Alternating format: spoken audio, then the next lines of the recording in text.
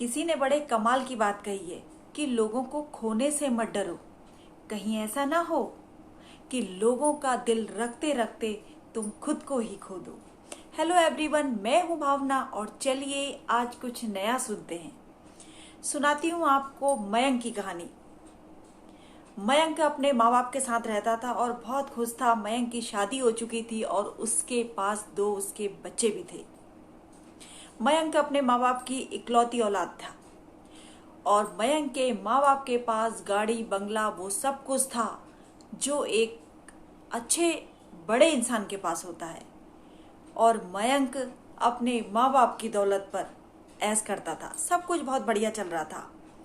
कुछ सालों के बाद अचानक मयंक की माँ की डेथ हो गई और कुछ समय बाद मयंक अपने पापा से कहने लगा कि आप चाहते हो कि मेरी वाइफ साड़ी पहने, घर के सब काम करे, सादगी में रहे, लेकिन मेरी वाइफ मॉडल बनना चाहती है और मैं चाहता हूँ कि आप जो घर के नीचे गैरेज है उसमें आप रहो। जो मयंक के पापा थे एकदम सन्नाटे में चले गए। उन्होंने मयंक से कोई बहस नहीं करी और अपना सामान लेकर, अपना बिस्तर लेकर वो नीचे गैरेज में रहने चले गए। कुछ टाइम के बाद मयंक के पापा मयंक से मिलने आए। उन्होंने डोरबेल बजाई। मयंक ने दरवाज़ा खोला। मयंक ने सोचा शायद पापा गुस्से में हैं, आज जरूर लड़ाई होनी है, देखते हैं। तो दरवाजे पे ही उसने पापा से पूछा, हाँ पापा बताइए, आपको कोई काम था या आपको कुछ चाहिए था? मयंक के पापा के हाथ में 50 लाख का चेक था।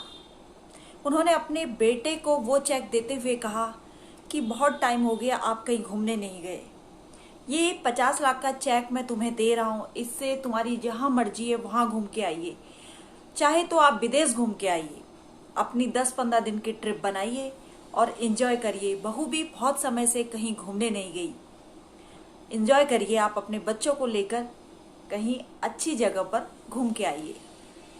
मयंक का खुशी का ठिकाना नहीं था और पापा मयंक को चेक देकर नीचे गैरेज में चले गए और ये बोलते हुए गए मयंक से कि जब तुम जाओ तो घर की चाबी मुझे देते हुए जाना, अगर मुझे किसी चीज़ की ज़रूरत पड़ेगी तो मैं वो चीज़ खुद से निकाल लूँगा। मयंक ने कहा ठीक है पापा। मयंक और उसके बच्चे, उसकी वाइफ खुशी खुशी एक ट्रिप पे चले गए। मयंक के जाने के बाद मयंक के पापा ने अपना 6 करोड़ का घर 3 करोड़ में बेच दिया और अपने लिए एक छोटा सा फ्लैट खरीद लिया और पास ही में एक छोटा सा फ्लैट अपने बेटे मयंक के लिए भी खरीद लिया, जिसमें मयंक के घर का सारा सामान उस फ्लैट में डाल दिया और एक गाड़ी लेकर अपने नए घर में मयंक के पापा शिफ्ट हो गए। जब 10 दिन के बाद मयंक ने देखा कि उसके दरवाजे पे बहुत बड़ा ताला लगा है, तो उसने वहां पे बैठे हुए एक सिक्योरिटी गार्ड से पूछा, ये ताला किसने लगाया? तो उसने बताया कि ये तो आपके पापा लगा के गए हैं। बोले क्यों लगा के गए पापा ताला? मयंक ने कहा मैं खुद से अपने पापा से बात कर लूंगा। तो वो बोला कि वो मुझे दूसरा नंबर दे के गए हैं, उन्होंने अपना पुराना नंबर बदल दिया है। तो मयंक ने उसके फोन से पापा से बात करी। बोले आप ताला लगा के चले गए, मेरे बच्चे बाहर खड़े हैं, मेरी वाइफ बाहर खड़ी है, जल्दी आइए। तो मयंक के पापा ने कहा मैं 15 मिनट में पहुंच रहा हूं। जब मयंक के पापा 15 मिनट में अपने बेटे के पास पहुंचे तो उन्होंने उसको एक नए फ्लैट की चाबी दे दी। बोले मैंने ये घर बेच दिया है और तुम्हारे लिए एक छोटा सा फ्लैट सामने खरीदा है, उस फ्लैट में तुम अपने फैमिली के साथ रह सकते हो। तो मयंक बोला कि आप कहाँ रहेंगे, आपने तो पूरा घर बेच दिया, अब तो आप गैरेज में भी नहीं रह सकते हैं। तो जब मयंक ने ये बात सुनी कि उसके पापा ने 6 करोड़ का मकान 3 करोड़ में बेच दिया तो उसे बहुत गुस्सा आया। वो अपने पापा के ऊपर चिल्लाने लगा। मयंक के पापा ने कहा चिल्लाने की कोई ज़रूरत नहीं है। तुम अपने हिसाब से अपनी लाइफ को जी सकते हो। तुम्हारा सामान घर पे पड़ा हुआ था, इसलिए मैंने तुम्हारा एक फ्लैट खरीदकर वो सामान तुम्हारे फ्लैट में डाल दिया है। अगर मैं चाहता तो तुम्हें 1 रुपये की भी मदद नहीं करता। तुम्हारी जो वाइफ है मॉडल बनना चाहती है तो बनाओ उसे मॉडल। तुम्हारे बच्चे 5 स्टार होटल में खाना चाहते हैं तो खिलाओ उन्हें 5 स्टार होटल में खाना।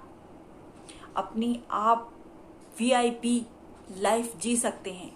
अपना लाइफस्टाइल जैसे रखना चाहो वैसे रख सकते हैं, लेकिन अब मुझे परेशान कभी मत करना।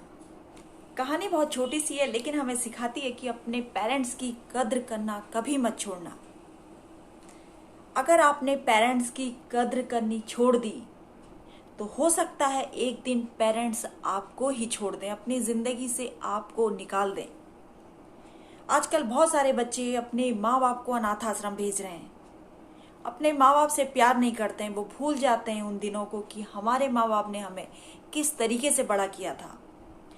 जैसे हम अपने बच्चों को प्यार कर रहे हैं, वैसे ही हमारे माँ बाप ने भी एक दिन हमें ऐसे ही प्यार किया होगा।